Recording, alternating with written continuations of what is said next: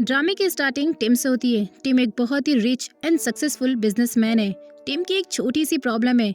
Tim को हर चीज perfect पसंद है, इसलिए आप उसे मिस्टर परफेक्ट भी कह सकते हैं। टिम बिजनेसमैन के साथ साथ बहुत ही खूबसूरत भी था, इसीलिए लड़कियां उसे हमेशा से पसंद करती थी। तो वहीं हम क्यूपिड हट के बॉस को देखते हैं, जिसका नाम प्रेम होता है। प्रेम ने अपनी कंपनी में आज वैलेंटाइन डे पार्टी ऑर्गेनाइज किया था और बस इसी पार्टी में उसने वीआईपी पर्सन्स को बुलाया था, जिसमें से हमारा मेन लीड टिम भी होता है। टिम को इस पार्टी में इंटरेस्ट नहीं लग रहा था, लेकिन फिर भी वो मेहमान के तौर पर यहाँ आया हुआ था। अब हम बताते हैं क्यूपिड हट के बॉस के बारे में। उसकी कंपनी में 8 क्यूपिड गर्ल होती हैं, जो कि मैच मेकर का काम करती हैं। अगर मैं इसे आसान शब्दों में कहूँ तो इसका ये मतलब होता है कि प्रेम की कंपनी में 8 ऐसी लड़कियां हैं जो 2 दिलों को जोड़ने का काम करती हैं। और इन्हीं 8 लड़कियों में ही हमारी हीरोइन हुंसा भी होती है।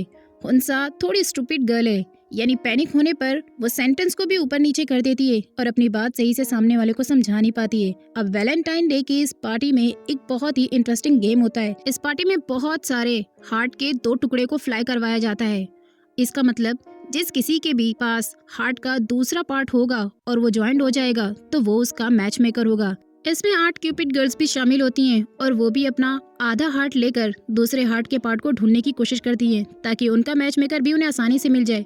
ये पूरा गेम टिम को स्टूपिड थिंग्स लगती हैं और फिर वो इस गेम में बिल्कुल भी इंटरेस्ट नहीं लेता। वहीं हुंसा को इस गेम में काफी इंटरेस्ट होता है और वो अपना आधा हार्ट पार्ट रखे रहती है, ताकि उसका जब सेकंड पार्ट मिलेगा तो वो उसका मैच मेकर होगा। टिम इस पार्टी में अपने भाई मूक के साथ आया हुआ था, इसलिए वो मूक को कहता है, मुझे ये सब स्टूपिड थिंग्स बिल्कुल भी पसंद नहीं है, इसीलिए मैं इस पार्टी से जा रहा हूँ। अगर तुम्हें चलना है तो तुम मेरे साथ चल सकते हो। मूक को गेम में मजा आता है, लेकिन टिम की जिद करने पर वो अपना हार्ट वाला जो पार्ट होता है वो टिम के पॉकेट में रख देता है जाते हुए। उसके बाद वो फटाक से अपने गार्ड को कॉल करता है और कहता है, फटाक से मेरे लिए गाड़ी भेजो, मैं यहाँ से जाना चाहता हूँ। मूक वही कहता है कि पार्टी में थोड़ी देर और हम रह लेते तो क्या ही बिगड़ जाता। लेकिन टिम कहता है कि उसे ऐसी पार्टीज बिल्कुल पसंद नहीं है और उसे अंदाजा नहीं था कि पार्टी में ये सब कुछ होने वाला था। वहीं हम देखते हैं कि इसका बिहेवियर काफी रूडली होता है। उसे हर चीज बहुत ही परफेक्ट पसंद होती है और जब क्लाइंट्स के थ्रू उसे चीजें परफेक्ट नहीं मिलती हैं तो वो अपना गुस्सा अपने ही एम्प्लॉयज पर निकाल देता है, जिसकी वजह से उसके एम्प्लॉयज उसे पसंद भी नहीं करते हैं। अब ये उसकी एक ऐसी कमजोरी थी जिसको पकड़कर उसकी मॉम को ऐसा लगता था कि शायद मुझे टिम की शादी करा देनी चाहिए, और शादी होने के बाद जब उसकी वाइफ आ जाएगी तो शायद ही उसके रूड बिहेवियर में कोई चेंजेस आ जाएं। तो वहीं दूसरी तरफ हमें हुंसा को दिखाया जाता है, जो कि काफी खुले माइंड की होती है। इतने में उसका बॉस प्रेम आ जाता है। प्रेम सारे लोगों से कहता है कि आज का इवेंट तो बहुत अच्छा रहा और मुझे आप लोगों का काम भी बहुत पसंद आया है, लेकिन मैं आप लोगों से आज एक जरूरी टॉपिक पर बात करना चाहता हूँ। पिछले 5 सालों से हमारी कंपनी लॉस में जा रही है, और वो भी सिर्फ इसलिए क्योंकि इस कंपनी में जितने भी क्यूपिड हट्स काम कर रही हैं उन्हें अपने काम का एक्सपीरियंस ही नहीं है, और अब मेरे पेरेंट्स चाहते हैं कि मैं इस कंपनी को बंद कर दूं। यही सुनकर सारी लड़कियां शॉक्ड हो जाती हैं, क्योंकि इस जॉब की वजह से ही उनका घर चलता है। सारी लड़कियां प्रेम से कहती हैं कि वो कंपनी को ऐसे कैसे बंद कर सकता है, आखिर उन्हें इस जॉब की बहुत नीड है। प्रेम कहता है कि मैं इस कंपनी को बंद नहीं कर सकता हूँ और ना ही मैं करना चाहता हूँ, लेकिन इसके लिए आप सबको मेरा साथ देना होगा। इस वैलेंटाइन डे से लेकर अगले साल के वैलेंटाइन डे आने तक आप सबको अपना एक बॉयफ्रेंड बनाना होगा, क्योंकि आप 2 दिलों को जोड़ने का काम कर रही हैं और आपका अपना कोई बॉयफ्रेंड है ही नहीं, यानी आपके पास एक्सपीरियंस है ही नहीं प्यार का। और जब किसी के पास किसी चीज का एक्सपीरियंस नहीं होता तो आखिर वो अपना काम कैसे करेगा। And one more important thing, जिस किसी ने भी अपना बॉयफ्रेंड बना लिया मैं उसे 1 मिलियन का अमाउंट गिफ्ट करने वाला हूँ, और जिसने अपना बॉयफ्रेंड नहीं बनाया तो मैं उसे इस जॉब से डिस्क्वालीफाई कर दूंगा। ये सुनकर सारी लड़कियों को अब अमाउंट का लालच लगने लगता है, इसीलिए अब उन्हें किसी भी हालत में अपना बॉयफ्रेंड बनाना ही होगा। और उन्हें इस जॉब की काफी नीड भी थी, और इसी में हुंसा भी थी जिसे इस जॉब की काफी नीड थी। अब उसके बाद सारी क्यूपिड गर्ल्स की लड़कियां जो होती हैं उन्होंने आज तक आखिर अपना बॉयफ्रेंड क्यों नहीं बनाया, अब हम इसके बारे में थोड़ा सा जान लेते हैं। अब क्योंकि इनका काम ही था 2 दिलों को जोड़ने का, इसीलिए कभी किसी को टाइम मिलता या नहीं मिलता वो हमेशा अपने काम में बिजी होया करती थी, इसीलिए शायद उन लोगों को टाइम नहीं मिलता कि वो अपना बॉयफ्रेंड बनाए। तो वहीं दूसरी क्यूपिड हट की लड़की होती है जिसे बॉयफ्रेंड बनाने में बिल्कुल इंटरेस्ट ही नहीं होता है। तो वहीं तीसरी कहती है कि मैं तो बॉयफ्रेंड बनाना ही नहीं चाहती हूँ, क्योंकि मैं जानती हूँ कि दिलों को जोड़ने के बाद आखिर क्या अंजाम होता है। वहीं हुंसा थी जिसके पास बिल्कुल अलग डेफिनेशन थी। अब उसकी डेफिनेशन क्या थी कि उसका बॉयफ्रेंड नहीं है, यह हमें आगे पता चलेगा। हम देखते हैं कि हुंसा इस बॉयफ्रेंड वाले चक्कर से काफी परेशान हो जाती है, इसलिए वो अपने फ्रेंड के पास जाती है और उससे कहती है कि आखिर वो क्या करे। सारी सिचुएशन सुनने के बाद उसका फ्रेंड उसे कहता है कि इतनी छोटी सी बात है तो तुम अपना बॉयफ्रेंड बना लो ना। अपने फ्रेंड की बात को सुनकर वो इतनी पैनिक हो जाती है कि फिर से सिचुएशन में उल्टी पुल्टी हरकत करने लगती है और फॉर्क उठाकर सीधा अपने फ्रेंड के मुंह में ही डाल देती है, और फिर से उसने एक स्टूपिड थिंग्स यहाँ पर भी कर दिया था। दूसरी तरफ एक मैगजीन कंपनी की एम्प्लॉय ने मूक और टिम के इवेंट के फोटोज को सोशल मीडिया पर अपलोड करके ये लिख दिया कि इन्हें रियल लाइफ में तो अपना पार्टनर मिला नहीं और ये मैच मेकर से जाकर अपना लाइफ पार्टनर ढूंढने की कोशिश कर रहे हैं, ताकि टिम की काफी बेइज्जती होए और उसकी रिपुटेशन खराब हो जाए और हमारी मैगजीन कंपनी को काफी तारीफें मिले। नेक्स्ट डे प्रेम अपनी सेक्रेटरी ली और हुंसा को अपने कैबिन में बुलाकर ये पूरे न्यूज के बारे में बताता है और कहता है इवेंट की उन फोटोज की वजह से सोशल मीडिया पर उसकी रेपुटेशन काफी खराब हो गई है, इसीलिए टिम ने हमारी कंपनी पर केस कर दिया है और इस चीज का सारा ब्लेम वो हुंसा के सर पर डाल देता है। हुंसा बहुत ज्यादा डर जाती है और पैनिक होने की वजह से वो ढंग से सॉरी भी नहीं कर पाती है और कहती है सर अब मुझे क्या करना होगा, प्लीज मुझे माफ कर दीजिए।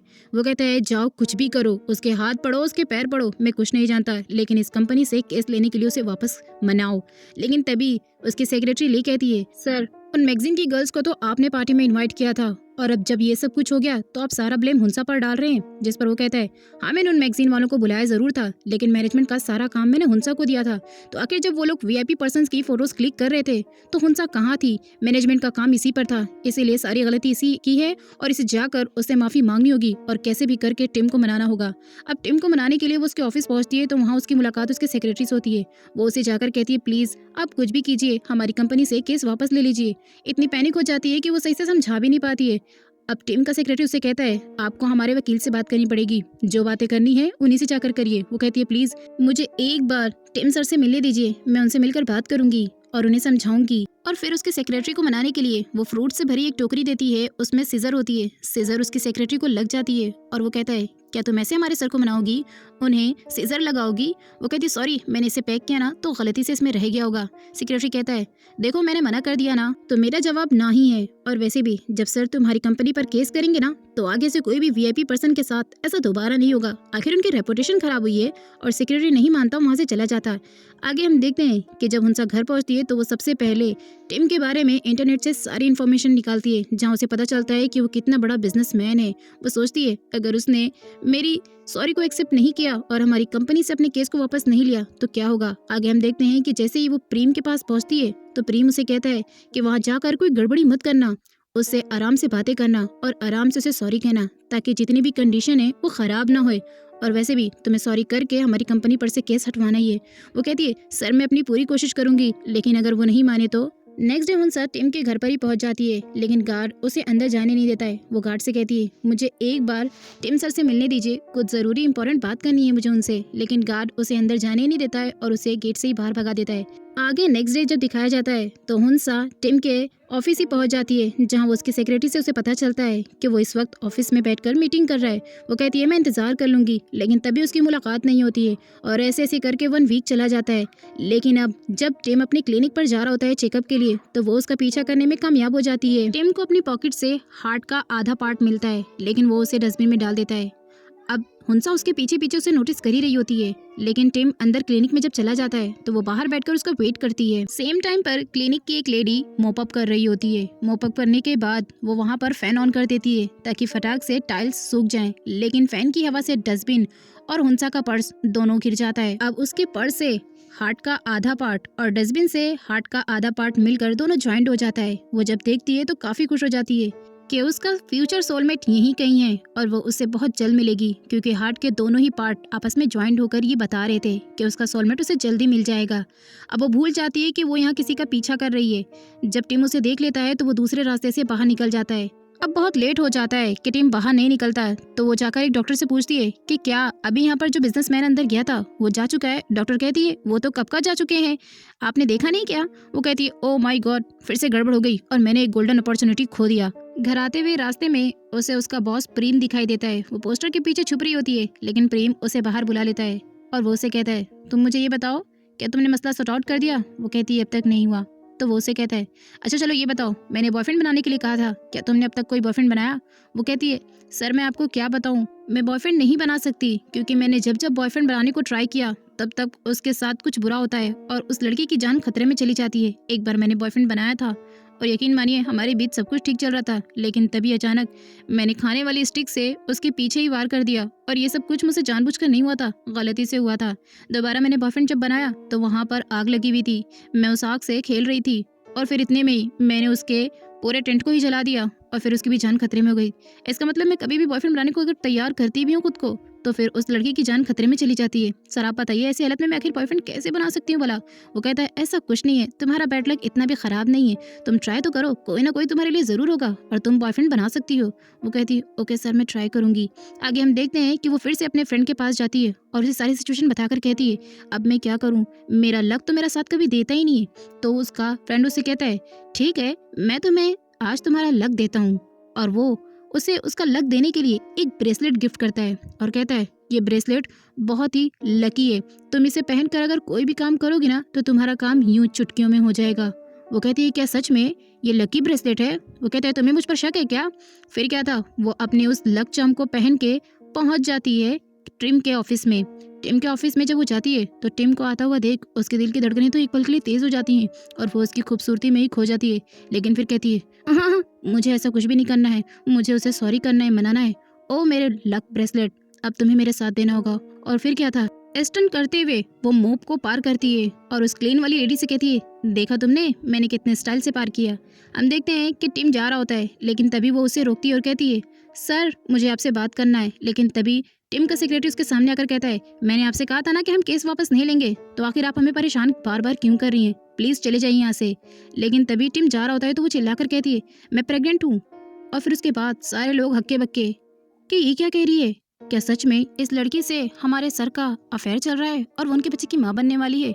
गार्ड ये न्यूज़ सुनते ही सारे लोगों से उनके फ़ोन को स्विच ऑफ करने के लिए कह देता है ताकि सोशल मीडिया पर कोई भी बात गलत ना फैले। और उसके बाद वो कहती हाँ, मैं तो मजाक कर रही थी, तुम्हें मेरा फ़न अच्छा नहीं लगा क्या? वो कहता है अगर ये मजाक था तो बहुत घटिया मजाक था क्योंकि तुम जैसे लोग इसके अलावा और कुछ कर नहीं सकते। वो कहती सर मैं यहाँ सिर्फ आपसे मिलने के लिए आई हूँ, सिर्फ आपसे बात करने के लिए कि देखिए आपकी जो भी इंसल्ट हुई है वो हम करना नहीं चाहते थे, प्लीज आप हमारी कंपनी से अपने केस को हटा लीजिए। टिम कहता है तुमने मेरी जरा सी इंटेंशन पाने के लिए इतना बड़ा झूठ बोला। वो हंसने लगती है तो कहता है ये कोई हंसी की बात नहीं है क्योंकि यहाँ पर कोई जोक नहीं हो रहा है, और वैसे भी तुम्हारा ड्रेसिंग सेंस देख लो, तुम्हें इतना भी सलीका नहीं है कि कैसे ड्रेसिंग सेंस को रखना है। तुम्हें लगता है तुमने मुझ पर इल्जाम लगा के बहुत बड़ा कद्दू में तीर मार लिया है क्या? लेकिन तुम नहीं जानती कि तुमने मेरी इज्जत पर यानी मेरी रेपुटेशन को कितना ज्यादा खराब कर दिया है। तुम जैसी लड़कियों को तो बात करने की भी तमीज नहीं होती है। हंसा उसे अपनी बात को समझाने की कोशिश करती है लेकिन तभी टिम की नजर उसके ब्रेसलेट पर पड़ती है जो कि उसका गुड लक ब्रेसलेट था। वो कहता है तुम जैसी लड़कियां होती हैं ऐसी हैं, तुम्हें मेहनत करने पर यकीन नहीं होता है बल्कि अपने लक पर यकीन होता है। इतने में हुंसा काफी स्ट्रेस में आ जाती है कि वो उसे आखिर कैसी कैसी बातें सुना रहा है और बस जस्ट सेम टाइम पर उसका ब्रेसलेट हाथ से टूटकर नीचे गिर जाता है। हंसा कहती है देखो तुम्हारी डांट की वजह से मेरे ब्रेसलेट को भी बुरा लग गया और वो भी बिखर कर नीचे गिर गया। वो कहता है तुम जैसी लड़कियां होती ही ऐसी हैं जिन्हें अपनी रेपुटेशन तो क्या दूसरों की भी रेपुटेशन का कोई ख्याल नहीं होता है। और हाँ वन मोर इम्पॉर्टेंट थिंग, दोबारा अगर मेरे ऑफिस में तुम नजर आई तो तुम्हारे ऊपर भी मैं केस कर दूंगा, इसलिए प्लीज अपनी शक्ल दोबारा मुझे मत दिखाना।